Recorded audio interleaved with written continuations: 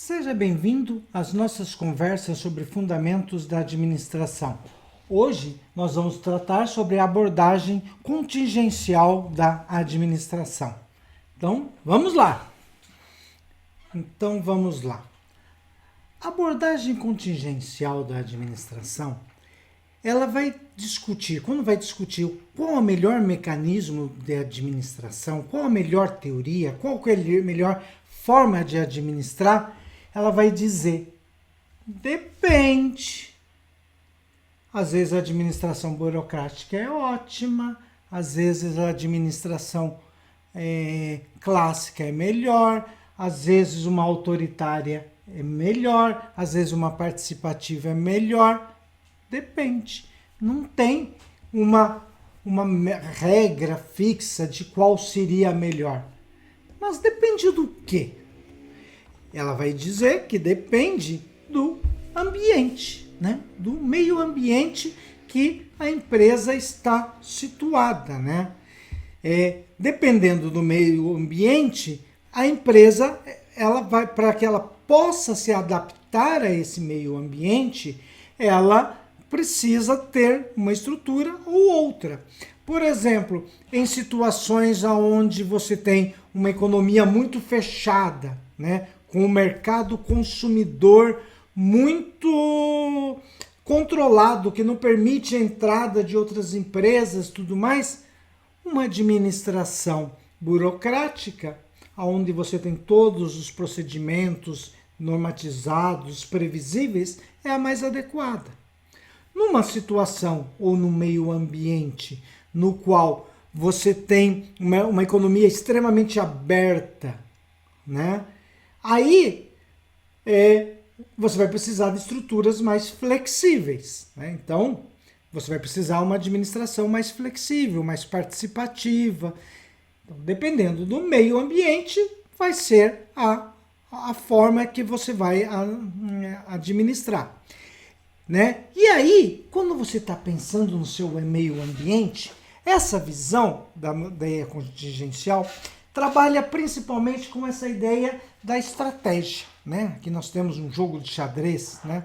Onde aquele que está administrando, ele vai pensar muito fortemente qual é a melhor estratégia para você atuar. Muitos dos defensores dessa visão analisam, né, gostam de buscar exemplos de estratégias de guerra, né? Assim, esse é um... Por quê? Porque você tem que analisar o meio que você vive. Ao analisar o meio que você vive, você vai elaborar estratégia para atuar. E aí, na questão das estratégias, essa visão vai dizer o seguinte: nós temos dois tipos de ambientes, o ambiente geral e o ambiente da tarefa.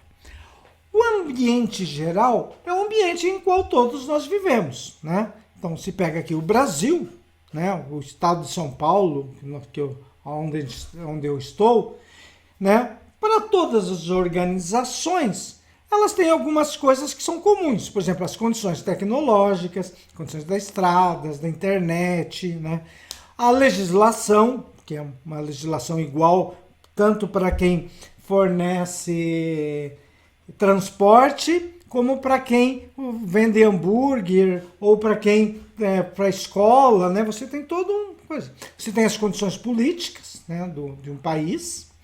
Você tem as condições demográficas, né, que estão relacionadas às características das pessoas, se é uma região com pessoas mais velhas, com pessoas mais novas. As condições ecológicas, né, de preservação ou não do meio ambiente. E, finalmente, as condições culturais, né, que, conforme a cultura daquela região, né, ou daquele país, ele influencia a todos que estão trabalhando ali. E você tem o que eles vão chamar também o ambiente mais específico daquela organização, que eles chamam o ambiente da tarefa, né, ou da atuação dela. E aí, você vai trabalhar com a ideia de análise de quais são os fornecedores, né, que você tem. Se você tem fornecedores que fornecem para vários concorrentes, né? Ou se você consegue ter um monopólio dos fornecedores, né?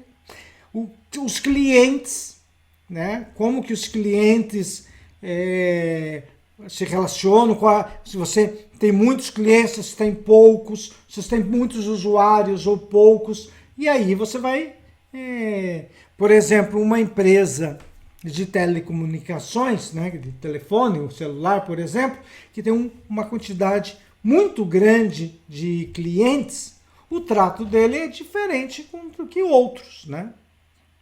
Que tem empresas que têm um número de clientes muito pequenos, né? Então, até desse telefone você fica lá ligando, não consegue falar com ninguém, né? Porque, assim, porque é a forma deles tratarem, porque você faz parte de um universo muito grande de clientes e não dá para atender a todos.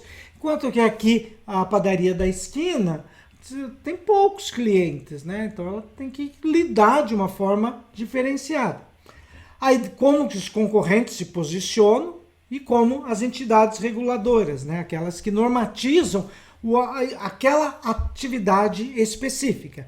Então você tem que analisar esse ambiente, né? Opa, tô passando aqui rápido demais as coisas. De novo a interrogação. Eu já estou sabendo que eu tenho que analisar o ambiente, eu já sei o que coisa. Depende do que mais. Essa teoria contingencial ela vai dizer também que depende da tecnologia que a gente está utilizando, né? Por exemplo, se eu utilizo uma vassoura para locomoção, né? Se a minha sogra usa vassoura, né? Opa, deixa eu ouvir isso aqui. Ou se eu uso uma carroça para locomoção, né? Ou se eu uso aviões, isso tudo vai influir na forma da organização. Vamos a algo mais específico.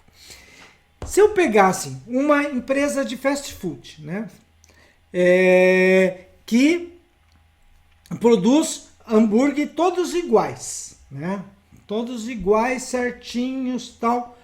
A estrutura de organização é diferente, por exemplo, de um restaurante que tem toda uma especificidade do chefe da cozinha, né?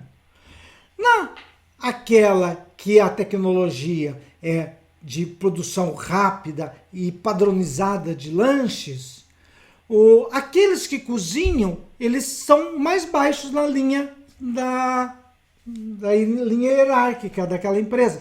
Porque você pode trocar facilmente aquele cozinheiro, porque ele vai, o chapeiro no caso, né? Ele vai vir lá fazer do mesmo jeito, né? Então, a estrutura de organização dessa empresa, ela tem, por exemplo, na figura do gerente ou no supervisor, né? Uma figura mais importante.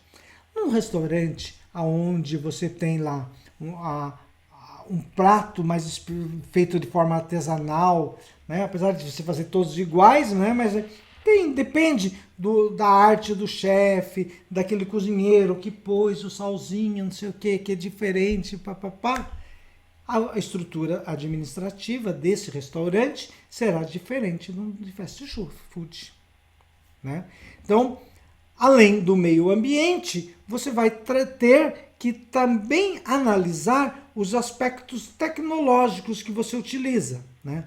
Dependendo do aspecto tecnológico que você utiliza, vai ser a administração que você vai estar trabalhando. Se você tem uso mais intenso de tecnologia, ou menos, né? Quando você tem, por exemplo, uma indústria que é totalmente automatizada, né? Que é onde os funcionários simplesmente controlam lá para ver se está tudo funcionando, né? É diferente de uma outra que usa uma grande quantidade intensiva de mão de obra, né? Então, tudo isso vai depender do processo. Aqui, vou trazer para vocês um exemplo de como que essas teorias da contingência, elas trabalham. Que é essa visão aqui, que é de força, análise de força, oportunidade, fraqueza e ameaça, né? Que em inglês a sigla seria SWOT, né? Essa, ou em português, né, fofa, né, força, oportunidade, fé de fraqueza e a de ameaça, né. Então, um exemplo de como que analisa isso aqui, olha. Pensando o aspecto, vamos pegar um exemplo da educação remota que nós estamos vivendo, estamos em 2021, no período de pandemia, né, do processo de educação, né? Então, como que nós vamos lidar agora com essa coisa? Então, a gente tem dentro desse aspecto uma ameaça que é a não possibilidade de realizar a educação como nós estávamos prevendo, né? Mas, ao mesmo tempo, isso é uma oportunidade para a gente variar ou alterar procedimentos de educação, né? Então, por exemplo, esse vídeo aqui está aí no YouTube. Então, essa é uma oportunidade. Temos as redes sociais, né? Então, ao mesmo tempo que a pandemia é uma ameaça, nós temos algumas oportunidades. No caso, analisando dentro da empresa, ou da organização, ou da escola, por exemplo, pegando no caso da UFSCar, nós temos uma força, que é qual? Nós temos uma certa tradição de educação à distância, né? Então, a gente tem, apesar a grande parte dos nossos cursos serem presenciais, nós temos a SEAD, que é a Secretaria de Educação à Distância da UFSCar, que já tem algum conhecimento, né, de como lidar isso. Isso é uma força. Uma fraqueza. A maioria dos professores não estão preparados para trabalhar com essas ferramentas, né, porque a grande maioria trabalha no presencial. Então, dentro desse cenário, onde nós temos as forças internas, as fraquezas internas, as ameaças externas e as oportunidades externas, é que nós vamos realizar o nosso planejamento estratégico, né? Nós vamos planejar aquilo que nós vamos realizar. E aí, né, dentro desse ambiente, no caso atual, um ambiente de pandemia, com as tecnologias que nós temos, nós vamos organizar ou nós vamos realizar a nossa atividade didática. Então, a gente vai... o administrador, ele vai planejar, nesse caso, né, a forma de atuar. Essas são as ideias principais aí da visão contingencial. Temos aqui as imagens utilizadas, as referências, sempre lembrando de curtir o canal, se você não curtiu, já tantos vídeos, já não escolheu o canal, e também de curtir o vídeo, né? É isso aí, até uma próxima.